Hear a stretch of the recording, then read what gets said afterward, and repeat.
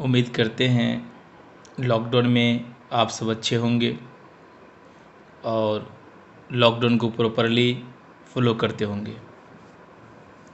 इस वीडियो के through consult उस बच्चों से है जो बच्चे इस साल 10th पास करके +2 की तैयारी और नीट की तैयारी साथ साथ करना चाहते हैं। अभी हम बेसिक कॉन्सेप्ट ऑफ बायोलॉजी के बारे में पढ़ाएंगे। हम चाहेंगे जो स्टूडेंट नीट की तैयारी करना चाहते हैं वो इस लेक्चर को ज़रूर से ज़रूर देखें। आप सब स्टार्ट टू एंड कंटिन्यू देखें, स्किप नहीं करें वीडियो को। जैसा कि पहला टॉपिक है सेल, तो जो सेल है उस सेल के अंदर बहुत सारे ऑर्गेनेल प्रेजेंट होते हैं। जैसा कि हम कहेंगे mitochondria, chloroplast, lysosome, ribosome, Golgi complex, endoplasmic reticulum, ये सारे के सारे ऑर्गेनेल प्रेजेंट होते हैं सेल के अंदर।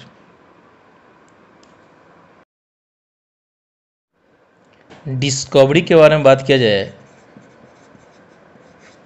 Of cell was Robert Hooke. याद रखेंगे, रॉबर्ट हुक साहब ने सेल का खोज किया। सेल के बारे में बात करते जिसको हिंदी में आप कोशिका कहोगे, ठीक है। तो हम यहाँ पे कहेंगे दो टाइप, एक प्रोकैरियोटिक सेल और दूसरा है यूकैरियोटिक सेल, ठीक है।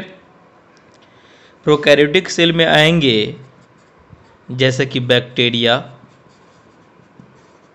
Blue green algae etc। जो किस में आएंगे प्रोकैरियोटिक सेल में। यूकैरियोटिक सेल में आएंगे प्लांट सेल और एनिमल सेल, ठीक है। तो हमने कहा कि जो सेल है इसके दो टाइप्स, एक प्रोकैरियोटिक सेल और एक यूकैरियोटिक सेल। प्रोकैरियोटिक सेल में जैसा bacteria, blue green algae, cyanobacteria, इस टाइप का एग्जाम्पल इसमें आते हैं। यूकैरियोटिक सेल में प्लांट सेल और एनिमल सेल आएंगे, ठीक है। अब यहाँ पे पहले इसको थोड़ा साफ करना होगा।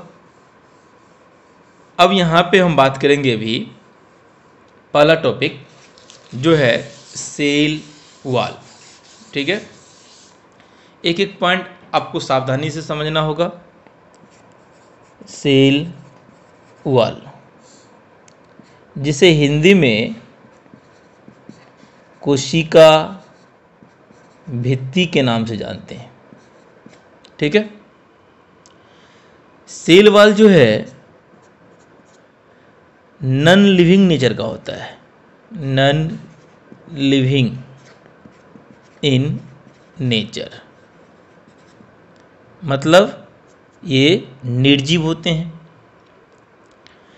Cell wall present plus anti, अगर हम कहीं लिखे प्लस एंटी, इसका मतलब आपको समझना होगा ये है प्रेजेंट, और माइनस एंटी लिखे जिसका मतलब है एब्सेंट, ठीक है। तो cell wall present in plant cell, ठीक है, बट एब्सेंट यानी minus anti in animal cell, ठीक। दूसरा पॉइंट, सेल वॉल जो है प्लांट सेल का आउटर मोस्ट कवरिंग है, outermost covering of plant cell। कौन? तो हम क्या कहेंगे? Cell wall. ठीक है। अब देखिए, हम अगर बात करें, यह एक सेल है और यह भी एक सेल है, दो सेल है। अब इस दोनों सेल को हमें पहचानना है, तो अगर इसमें हम देखेंगे, इस सेल के ऊपर सबसे बाहर में एक लेयर होगा जो सेल वॉल कहलाता है।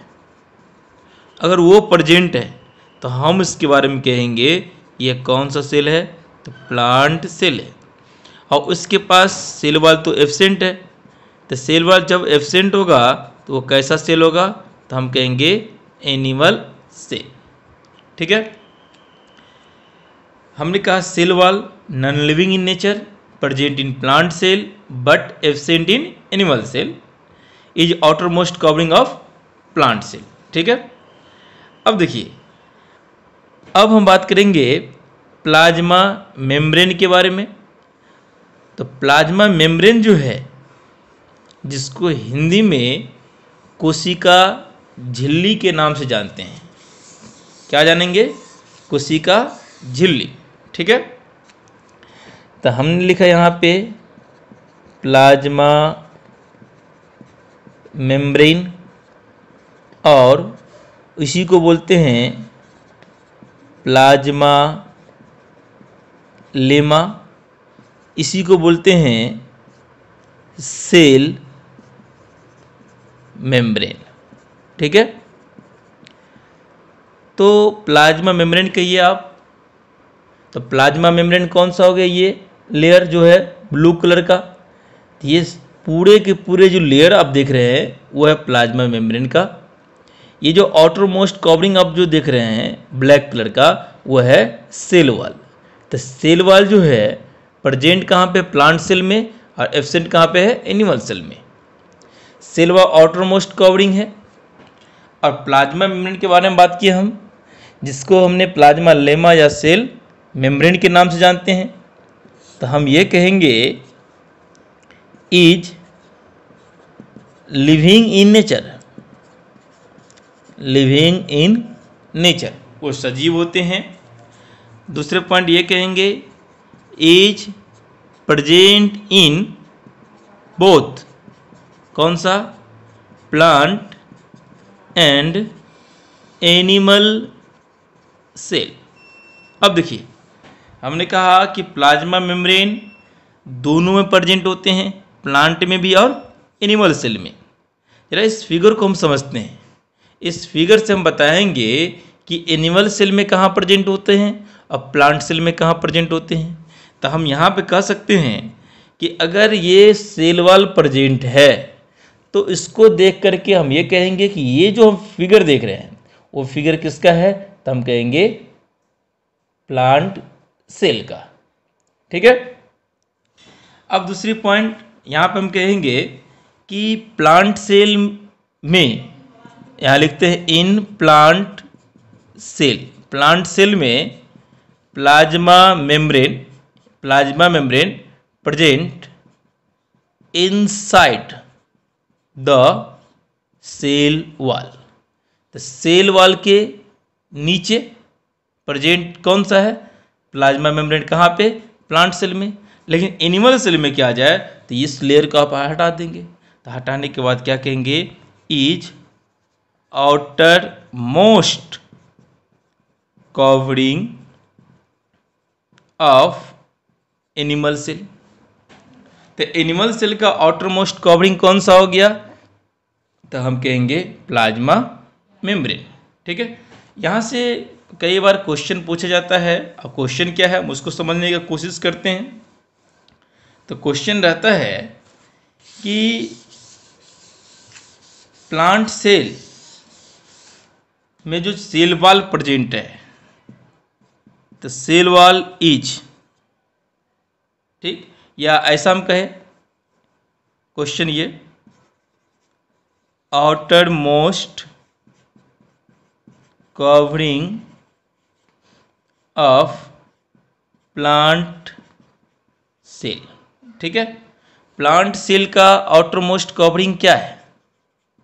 ठीक, पहला ऑप्शन हम कहेंगे सेल वॉल, दूसरा प्लाज्मा मेम्ब्रेन, तीसरा बोथ, चौथा नन।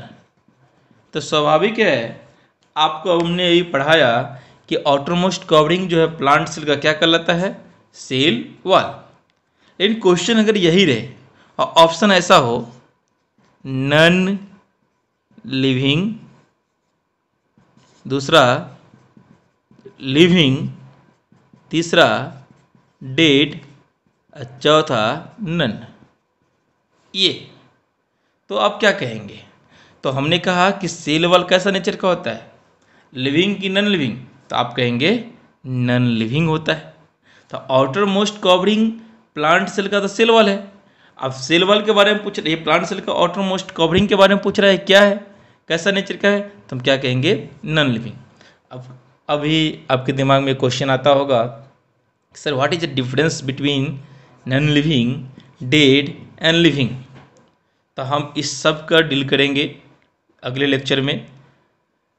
ठीक है, अब हम देखते हैं अगला पॉइंट है, वो है प्लांट सेल से रिलेटेड ही। ठीक है, इस फिगर को हम पहले समझने की कोशिश करते हैं। फिगर में क्या क्या बताया गया है देखिए। अब जो जितना डॉट डॉट स्ट्रक्चर जो देख रहे हैं यहाँ पे, ये सारे के सारे डॉट डॉट स्ट्रक्चर जो है ये लिक्विड यानी फ्लूइड है।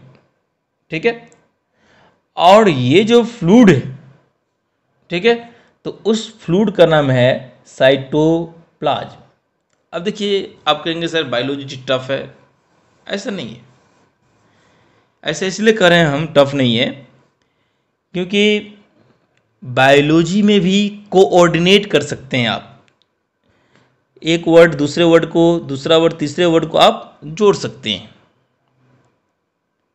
जैसा कि अभी आप देखेंगे कि जो ये डॉट डॉट स्ट्रक्चर जिसको हमने कहा साइटोप्लाज्म, ठीक है, तो साइटो यहां पे हम अगर लिखते हैं साइटोप्लाज्म, ठीक है, तो यहां पे दो वर्ड हैं, एक है साइटो और एक है प्लाज्म। तो साइटो का मतलब हो गया सेल और प्लाज्म का मतलब हो गया लिक्विड। लिक्विड को हम क्या बोलते हैं? द्रव्य। क्या बोलेंगे? द्रव्य हिंदी में। तो साइटो प्लाज्म, तो इसको हम कहेंगे एक साथ, क्या बोलेंगे? कोशिका द्रव्य। क्या बोलेंगे? कोशिका द्रव्य। साइटोप्लाज्म दैट मीन्स कोशिका द्रव्य। अब ये देखिए, ये हो गया प्लाज्मा मेम्ब्रेन, और ये जो आप देख रहे हैं स्ट्रक्चर है, ये है न्यूक्लियस। क्या है? न्यूक्लियस। तो हम यहाँ पे लिख सकते हैं इसको, यहाँ से न्यूक्लियस। ठीक है, अब देखिए न्यूक्लियस का जो आउटर मोस्ट कवरिंग है वो कहलाता है न्यूक्लियर मेम्ब्रेन। क्या कहलाएंगे? Nuclear membrane. तो हम ये कहेंगे कि इसके पास जो आउटर मोस्ट कवरिंग जो होगा इस न्यूक्लियस के पास, तो वो कहलाता है न्यूक्लियर, क्या कहलाएंगे? Nuclear membrane. क्या कहलाएंगे? Nuclear membrane. अब देखिए, हमने कहा space between nuclear membrane and plasma membrane, that is known as cytoplasm, and space within। अब ये न्यूक्लियस है, उसके अंदर जो स्पेस है, ये स्पेस, इस स्पेस को बोलते हैं न्यूक्लियोप्लाज्म। अब न्यूक्लियोप्लाज्म, जिसको हिंदी में आप कहेंगे केंद्रिका द्रव्य, ठीक है, अब ये दोनों मिल करके क्या कहलाएंगे? जिसको बोलेंगे हम प्रोटोप्लाज्म। क्या बोलेंगे? प्रोटोप्लाज्म, जिसे हम जीव द्रव्य बोलते हैं। ठीक है, अब देखिए ये प्रोटोप्लाज्म क्या है। ठीक है, तो प्रोटोप्लाज्म के बारे में अगर हम कहें, प्रोटोप्लाज्म, ठीक है, तो प्रोटोप्लाज्म इज, हम यहाँ पर लिख सकते हैं, is living matter, living matter of cell. ठीक है, तो प्रोटोप्लाज्म अगर प्रेजेंट है, फंक्शनल है, तो लिविंग है। अगर नॉन फंक्शनल है तो क्या है? नॉन लिविंग है। ऐसा भी कर सकते हैं। तो हमने कहा कि जो सेल है उसके अंदर जो स्पेस है, space within nucleus, that is known as nucleoplasm. Space between plasma membrane and nuclear membrane is known as cytoplasm, and both combine to form a protoplasm. ठीक है, अब देखिए हमने अभी जो सीखा सेल वॉल के बारे में, प्लाज्मा मेम्ब्रेन के बारे में, प्रोटोप्लाज्म के बारे में, अब जो बात करेंगे वो होगा कौन सा? तो हम यहाँ पर लिखे हैं क्लोरोप्लास्ट। ये जो स्ट्रक्चर, इसके बारे में बात करेंगे, क्लोरोप्लास्ट के बारे में। अब देखिए क्लोरोप्लास्ट क्या है। ठीक है, तो पहले भी हमने, या आप 10th पास किए होंगे, या जो बच्चे 12 पास किए होंगे, तो जो बच्चे 12 पास किए होंगे वो 11th में पढ़े होंगे, और जो 10th पास किए होंगे वो 9th क्लास में पढ़े होंगे क्लोरोप्लास्ट के बारे में। क्लोरोप्लास्ट, ठीक है, जिसे आप कहेंगे, ऐसा कह सकते हैं, हिंदी में इसको बोलेंगे हरित लवक। आप कहेंगे क्या मतलब है? तो क्लोरो मतलब होता है ग्रीन, ठीक है, अब प्लास्टिड मतलब होता है लवक। ठीक है, तो क्लोरो ग्रीन और प्लास्टिड लवक, तो क्लोरोप्लास्ट हरित, ग्रीन मतलब हरा यानी हरित लवक। ठीक है, अब यहाँ आप लिखते हैं is a type of plastid. क्या मतलब है? तो हमने कहा क्लोरोप्लास्ट जो है किसके टाइप से? तो हमने कहा प्लास्टिड के। ऐसा कैसे? तो हम ये कहेंगे प्लास्टिड जो है इसके 3 टाइप्स, एक है क्लोरोप्लास्ट, दूसरा है क्रोमोप्लास्ट, और तीसरा है ल्यूकोप्लास्ट। ठीक है, तो हमने कहा क्लोरोप्लास्ट, हमने कहा क्रोमोप्लास्ट, हमने कहा ल्यूकोप्लास्ट। ठीक, अब देखिए ये जो क्लोरोप्लास्ट है, तो क्लोरो का मतलब ग्रीन, क्रोमो CHROMO, क्रोमो में आ जाएंगे जो कलर प्रोवाइड करता है। कलर प्रोवाइड करने का मतलब क्या? जैसे हो गया रेड, ऑरेंज, ब्लू, है ना, येलो, ETC। बट एक्सेप्ट, ऐसा हम कहेंगे एक्सेप्ट ग्रीन, ग्रीन को छोड़ करके, जैसे बहुत सारे फ्लावर के बारे में बात किया जाए तो फ्लावर का जो कलर होता है वो कौन प्रोवाइड करते हैं? तो हम कहेंगे क्रोमोप्लास्ट। ये जो ल्यूकोप्लास्ट है, ये ल्यूकोप्लास्ट कैसा होता है? ल्यूको का मतलब होता है वाइट। ठीक है, ल्यूको मतलब होता है वाइट या कलरलेस। ठीक है, तो ये जो ल्यूकोप्लास्ट है जो कलरलेस होता है, उसका फंक्शन है स्टोरेज। क्या फंक्शन है? स्टोरेज। इसका है कलर प्रोवाइड करना। अब कहेंगे क्लोरोप्लास्ट का क्या फंक्शन है? तो हम ये कहेंगे क्लोरोप्लास्ट का जो फंक्शन है फोटोसिंथेसिस। हमने कहा फोटोसिंथेसिस। तो फोटोसिंथेसिस में क्या मतलब? तो फोटो का मतलब होता है, फोटो मीन्स होता है लाइट। ठीक है, और सिंथेसिस, तो सिंथेसिस का मतलब हिंदी में अगर हम कहे तो इसको बोलेंगे संश्लेषण। क्या बोलेंगे? संश्लेषण। लाइट का मतलब होता है प्रकाश। जरा सोचिए, तो हमने कहा फोटोसिंथेसिस, तो फोटोसिंथेसिस में हमने कहा फोटो मीन्स लाइट और सिंथेसिस मीन्स संश्लेषण। ठीक है, तो हम ऐसा कहेंगे प्रकाश संश्लेषण। और सिंथेसिस का मतलब हम कह सकते हैं बनाना भी। तो अगर हम उस वर्ड को समझे तो ऐसा कहेंगे प्रकाश बनाना। ये तो गलत है, प्रकाश बनाना यहाँ पे तो कोई सेंटेंस ही नहीं बनेगा। यहाँ पे आएगा कि सिंथेसिस मतलब बनाना ऑफ फूड। ठीक है, भोजन बनाना इन प्रेजेंस ऑफ लाइट। देखिए बस क्लियर है पूरा।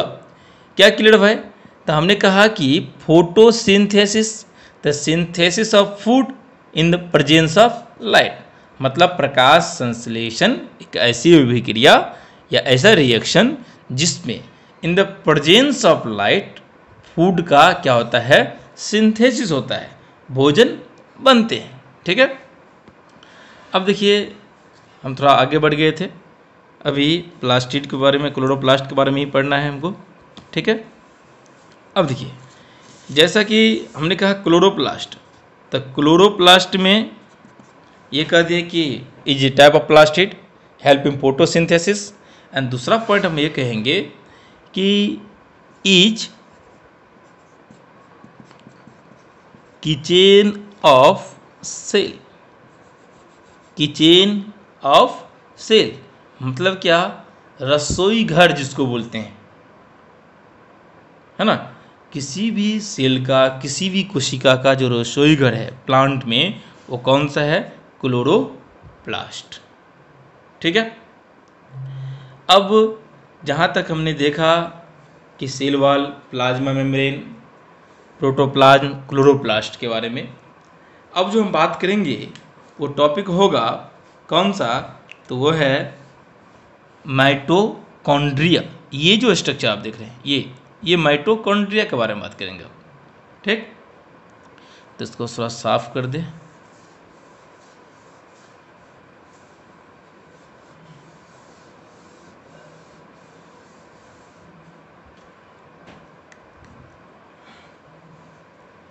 माइटोकॉन्ड्रिया, ठीक है।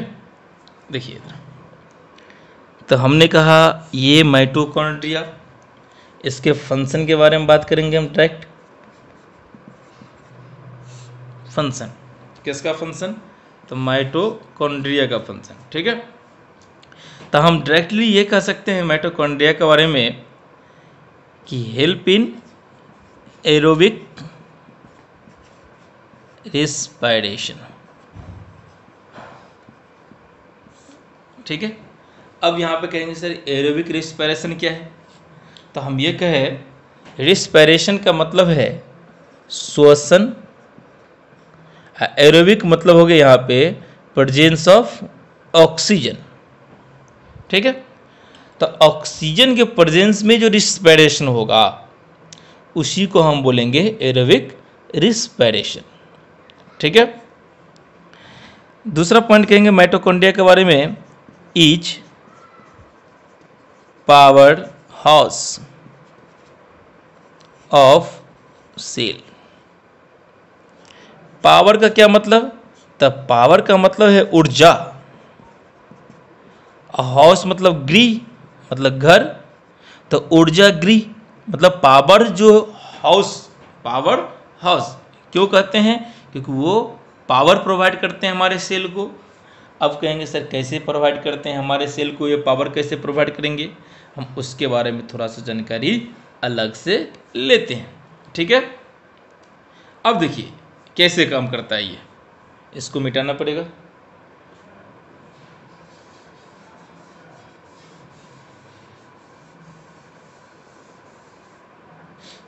देखिए जैसे कोई सेल है, ठीक है, हमारे ये लेटेस्ट एग्जाम्पल, ये हमारा बॉडी है, शरीर है। और ये बाहर में फूड है, ठीक है। ये फूड हमारे शरीर के अंदर जाता है, ठीक। जैसे ये फूड पार्टिकल हमारे शरीर के अंदर आएंगे, वो फूड पार्टिकल का ब्रेक डाउन होगा, वो फूड पार्टिकल टूटेंगे। अब ज़रा सोचिए, ये फूड पार्टिकल हमारे शरीर के अंदर आता है, तो इस प्रोसेस को हम बोलेंगे न्यूट्रिशन, ठीक है। जब इस फूड पार्टिकल का हमारे शरीर के अंदर ब्रेक डाउन होगा, जब ये फूड पार्टिकल टूटेंगे हमारे शरीर के अंदर, ये फूड पार्टिकल टूटेगा in the presence of oxygen, oxygen के प्रेजेंस में, ऑक्सीजन की उपस्थिति में ये फूड पार्टिकल क्या होंगे, हमारे शरीर के अंदर टूटेंगे। अब जरा सोचिए, ये ऑक्सीजन यहाँ पर आया, तो इस प्रोसेस को आपने कह दिया, हम ऐसा कहते हैं रिस्पायरेशन। क्या बोलेंगे, रिस्पायरेशन। थोड़ा सा बड़ा फिगर बना लेते हैं। देखिए, फूड पार्टिकल्स, रिस्पायरेशन हुआ, या हम ऐसा कहेंगे ऑक्सीडेशन। किसके प्रेजेंस में, तो इसमें क्या आया, ऑक्सीजन आया, ठीक है। अब यहाँ पे माइटोकॉन्ड्रिया काम करते हैं, और आफ्टर ऑल ये फूड पार्टिकल जो भी हम लोग खाना खाते हैं, इसमें कार्बन होता है, कार्बन का सोर्स है, ग्लूकोज है, तो C6H12O6 होंगे। ये टूटेगा, टूटने के बाद कार्बन डाइऑक्साइड CO2 H2O, और साथ में यहाँ पे एनर्जी रिलीज होता है, ठीक है। ये जो एनर्जी है, इसके दो फॉर्म होंगे, एक हीट के फॉर्म में होगा और दूसरा ATP के फॉर्म में हमारे शरीर के अंदर स्टोर होगा। अब देखिए, यहाँ पर न्यूट्रिशन पहला स्टेप में, रिस्पिरेशन दूसरा स्टेप में हुआ। ये सारे के सारे किसके पर हेल्प से हो रहा है, ये काम माइटोकॉन्ड्रिया की मदद से हो रहा है। अब जो ये ATP है, अब जो ये हीट है, तो ये हीट प्रेजेंस है हमारे शरीर के अंदर होते हैं, जिसके कारण हमारे बॉडी का जो टेम्परेचर 37 डिग्री सेल्सियस है, वो हमेशा मेंटेन रहता है, ठीक है। अब देखिए, ये जो ATP है, जिसको आप एडिनोसिन ट्राइफॉस्फेट के नाम से जानते हैं, ATP, ये हमारा एनर्जी है, जिसे एनर्जी करेंसी के नाम से जानते हैं, ठीक है। अब आपके दिमाग में ये क्वेश्चन आता होगा कि सर हम इतना तो समझ गए कि ये CO2 ये H2O बाहर रिलीज हुआ क्योंकि फूड पार्टिकल में क्या था, ग्लूकोज था। सर ये बताइए कि यहाँ पे जो एनर्जी आया वो कहाँ से आया, ठीक है। तो हम उसके बारे में थोड़ा सा भी हम आपको बताने का कोशिश करते हैं, वो कहाँ से आया उसके बारे में। देखिए, जब भी कोई बॉन्ड टूटता है तो उससे एनर्जी रिलीज होता है, तो वो जो एनर्जी यहाँ पे आए, ये एनर्जी बॉन्ड के टूटने से आया, ठीक है। तो फूड पार्टिकल यहाँ पे हमने फूड लिया और ये फूड हमारे शरीर के अंदर गए, तो इस प्रोसेस को हमने कहा न्यूट्रिशन, और इस फूड पार्टिकल का respiration in the presence of oxygen हुआ। ये फूड पार्टिकल ब्रेक कर गए, यानी ब्रेक डाउन हुआ, जहाँ से CO2 H2O और एनर्जी बाहर रिलीज हुए। और इस एनर्जी से हमने देखा कि एनर्जी में क्या था, तो एनर्जी हीट के फॉर्म में और ATP के फॉर्म में, और ATP के फॉर्म में जो एनर्जी हो हमारे शरीर के अंदर कंटिन्यू स्टोर रहेंगे, ठीक है। और जब हम चाहेंगे तो उसको हम खर्च कर सकते हैं, ठीक। अब अगला पॉइंट होगा, वो है राइबोसोम, या आप उसे राइबोसोम के नाम से जानते हैं, उसके बारे में बात करेंगे, ठीक है। तो देखिए, एक छोटा सा सेल, इसके अंदर क्या क्या प्रेजेंट है। अभी हम लोग जो बात कर रहे हैं बेसिक कंसेप्ट है बायोलॉजी का, जो सेल से स्टार्ट हुआ। डिटेल अभी हम उसके बारे में नहीं पढ़ रहे हैं, डिटेल पढ़ेंगे जब इसका एक चैप्टर आएगा क्लास 11th में ही, ठीक है। अब हम बात करेंगे इसके बारे में, ये है राइबोसोम, ठीक है। ये हमारे शरीर के लिए, हमारे बॉडी के लिए, एनिमल के लिए बहुत ही इम्पोर्टेंट है। राइबोसोम का प्रेजेंटेशन बहुत ही ज़रूरी है। हमारा शरीर माइटोकॉन्ड्रिया नहीं रहेगा, सर्वाइव कर सकता है। क्लोरोप्लास्ट नहीं रहेगा प्लांट में तो सर्वाइव कर सकता है, लेकिन राइबोसोम नहीं रहेगा, सर्वाइव नहीं करेगा। जब आप थोड़ा डेप्थ में जाके बात करेंगे, समझेंगे, तब आपको वास्तविक उसके बारे में पता चलेगा। अब कहते हैं कैसे, हम उसको समझने का कोशिश करते हैं। हम सबसे पहले बात लिखते हैं, हेल्प इन प्रोटीन सिंथेसिस। हम राइबोसोम को दूसरा नाम से कहेंगे, इज ऑल्सो कॉल्ड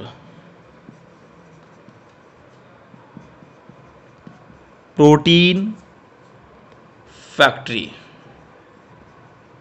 क्या बोलेंगे? प्रोटीन फैक्ट्री बोलेंगे।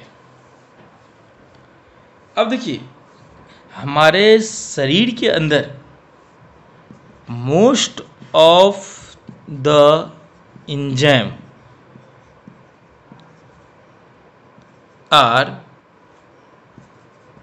मेड अप ऑफ, किसका बना होता है? तो हम ये कहेंगे प्रोटीन। अब जरा सोचिए कि मोस्ट ऑफ एंजाइम हमारे शरीर के अंदर जो है किसका बना हुआ है? प्रोटीन का बना हुआ है। अब प्रोटीन का बनाने का काम कौन कर रहा है? राइबोसोम कर रहा है। अब जरा सोचिए, हम जो खाना खाते हैं, अगर हमारे शरीर के अंदर एंजाइम नहीं रहेंगे, एंजाइम को हिंदी में प्रकिण्व बोलते हैं। क्या बोलेंगे? प्रकिण्व, यानी इसको किण्वन के नाम से भी हम जानते हैं, ठीक है। अब देखिए, अगर हमारे शरीर के अंदर एंजाइम नहीं रहेगा तो फूड पार्टिकल डाइजेस्ट नहीं होंगे, फूड पार्टिकल से ये पचेगा नहीं, हमारा जो मेटाबॉलिज्म प्रोसेस है वो स्टॉप हो जाएगा, सारे के सारे एक्टिविटी ब्लॉक हो जाएंगे। हमने अभी ये कहा कि most of the enzyme are made up of protein, protein का बना होता है, ठीक है। दूसरा पॉइंट हम ये कहेंगे राइबोसोम के बारे में, इज स्मॉलेस्ट, बहुत इंपॉर्टेंट पॉइंट, कई बार नीट में पूछा गया है क्वेश्चन ये, स्मॉलेस्ट सेल ऑर्गेनेल, ठीक है, स्मॉलेस्ट सेल ऑर्गेनेल, ठीक है। एक पॉइंट और बोलेंगे हम राइबोसोम के बारे में, वो क्या है? तो हम कहेंगे उसके बारे में कि इज मेम्ब्रेन लेस ऑर्गेनेल। देखिए, तो is smallest cell organelle, is membrane less organelle, ये कौन है? तो हम क्या कहे? राइबोसोम, ठीक। अगला पॉइंट हम बात करेंगे अभी किसके बारे में? तो लाइसोसोम के बारे में। अभी आपके दिमाग में क्वेश्चन आता होगा कि सर अभी राइबोसोम के बारे में हमने जो पढ़ा, जिसमें आपने कहा कि राइबोसोम इज मेम्ब्रेनलेस, इसका क्या मतलब? तो इसका मतलब ये है कि इस राइबोसोम के ऊपर कोई मेम्ब्रेन प्रेजेंट नहीं है, कोई झिल्ली प्रेजेंट नहीं है।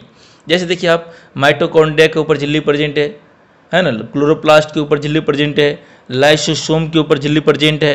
तो इस तरीका से ये जो है राइबोसोम, उसके ऊपर कोई लेयर प्रेजेंट नहीं है, इसीलिए हम कहेंगे इज मेम्ब्रेन लेस, ठीक है। अब देखिए, अभी हम बात करेंगे लाइसोसोम के बारे में, ठीक है। लाइसोसोम जो है ये प्रेजेंट होते हैं in most of animal cell, most of animal cell में क्या प्रेजेंट होते हैं, lysosome, but absent in most of plant cell. ठीक, लाइसोसोम के बारे में बात करेंगे तो हैव हाइड्रोलाइटिक एंजाइम। अब ये हाइड्रोलाइटिक एंजाइम को मोर बेटर समझने के लिए हम कह देंगे इज डाइजेस्टिव एंजाइम। ठीक है, lysosome is also called suicidal bag of cell. ठीक है, ये सुसाइडल बैग ऑफ सेल का क्या मतलब, इसका मतलब है ये जो आत्महत्या की थैली। तो suicidal bag of cell that means suicide करना, यानी खुद से अगर कोई लोग फांसी लगा लेता है, पॉइजन ले लेते हैं, तो ये सुसाइड करना होता है। और कोई किसी को कुछ कर देता है, वो क्या होता है, मर्डर होता है। तो हमने कहा कि ये लाइसोसोम जो है हाइड्रोलाइटिक एंजाइम है, जो डाइजेस्टिव एंजाइम के नाम से जाना जाता है। और ये जो लाइसोसोम है जब वो ब्रेक करता है, ठीक है, इसके अंदर जो ये डॉट डॉट जो हम दिखा रहे हैं वो है हाइड्रोलाइटिक एंजाइम। जब लाइसोसोम ब्रेक करते हैं तब जाकर के ये रिलीज होते हैं और ये अपने ही कोशिका को टारगेट बना करके इसे डिस्ट्रॉय कर देते हैं। तो आपके दिमाग में क्वेश्चन आता होगा सर कि ये हमेशा करता है क्या? बिल्कुल नहीं। तो ये कब करता है? तो ये कंडीशन होते हैं, जैसे स्टार्वेशन के कंडीशन में जो है ये लाइसोसोम ब्रस्ट कर जाते हैं और वहाँ से क्या रिलीज होते हैं, हाइड्रोलाइटिक एंजाइम रिलीज होते हैं और फाइनली वो क्या करते हैं, उस पार्टिकुलर सेल को डिस्ट्रॉय कर देते हैं। ठीक है, अब हम बात करेंगे बहुत ही इम्पोर्टेंट टॉपिक, तब से हमने जो पढ़ा उसमें सबसे इम्पोर्टेंट कहा जाए वो क्या है, उसके बारे में थोड़ा सा बात करते हैं। देखिए वो टॉपिक कौन सा है उसको समझते हैं। तो ये जो आप देख रहे हैं रिबन लाइक स्ट्रक्चर है, ये जो देख रहे हैं आप इस टाइप का स्ट्रक्चर, ये वो है क्रोमोसोम। ठीक है, ये जो क्रोमोसोम है जिसके पास हैव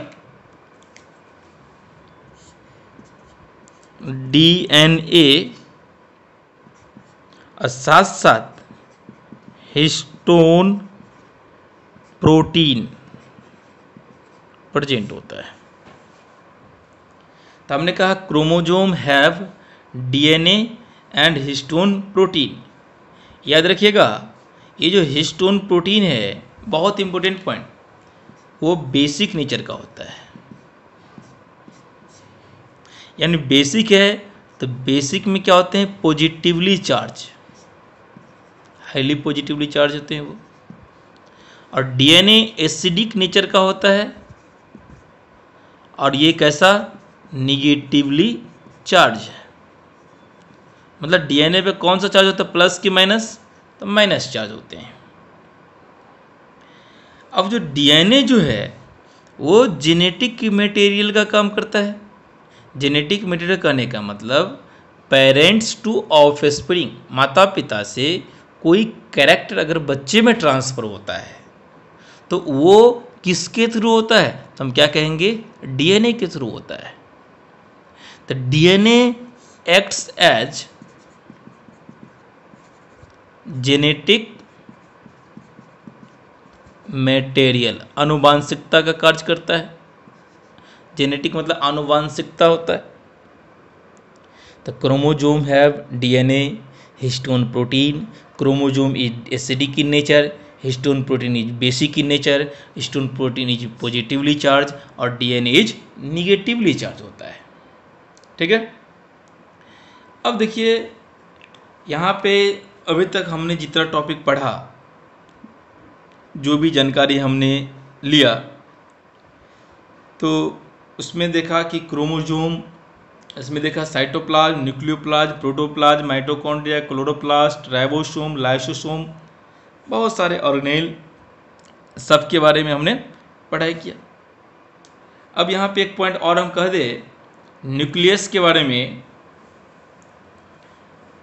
कि न्यूक्लियस जो है ये पूरा का पूरा स्ट्रक्चर, ये जो न्यूक्लियस जिसको हमने दिखाया है यहाँ पे, वो क्या है? तो हम इसको कह सकते हैं कि हेड क्वार्टर ऑफ सेल। आप कहेंगे सर ये हेड क्वार्टर ऑफ सेल क्यों कहलाता है? हम इसलिए कहेंगे हेड क्वार्टर ऑफ सेल कि वो बहुत सारे फंक्शन जो है हमारे सेल के अंदर उसको कंट्रोल करता है। ठीक है, अब एक दो पॉइंट एक्स्ट्रा हम यहाँ पे समझने की कोशिश करते हैं। ठीक, देखिए एक्स्ट्रा पॉइंट क्या है उसको समझने का हम कोशिश कर रहे हैं।